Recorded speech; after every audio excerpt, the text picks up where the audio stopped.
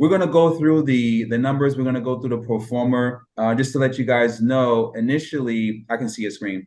We Mhm. had the deal under contract back in October of last year for 10,500,000. So we were buying this 100% from the fund.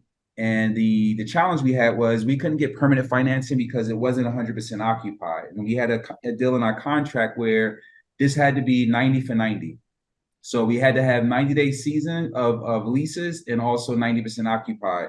There were 20 down units at the time due to a fire, and the seller had promised that they would have them ready before closing. Unfortunately, by the time February of this year hit, it was not 90% occupied. Plus, the investor mindset was a little bit different coming out of Q4 with all the chaos going on. Investors were on the sidelines, not ready to deploy capital. So we decided to let this deal go.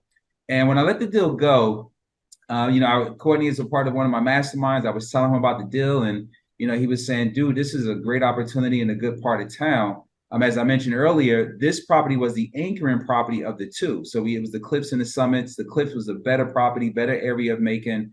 And now that was 100% occupied at this time. Well, I had let it go; it wasn't fully occupied. Then we talked about getting the deal back under contract, and over the last couple of months they actually executed on having all the units full. So we'll go through the rent roll also to show you that. And yeah, so now it's actually cash flowing. It's great. It's 100% occupied, which allows us to get that permanent financing agency debt. And we also stress test the model. So go ahead, you can take it from here and kind of go through Yeah, the model. let's go through the comparing the pricing in the market. So the original asking price when I came on board to try to get the property was 10.9 million.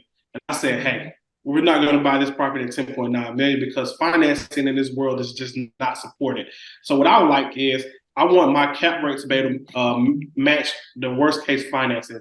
And so what we have right now is we're pretty much buying this property at 9.9 million, so almost a million. Well, it is $1 million off from there, but the glorious thing that you can see right here is we're buying this at a cap rate of 8.59 right now, which pretty much matches the matches where interest rates are right now, but a little bit more. So Fannie and Freddie, they're right around 7.5, just depending on what program from SBL or smaller conventional loans.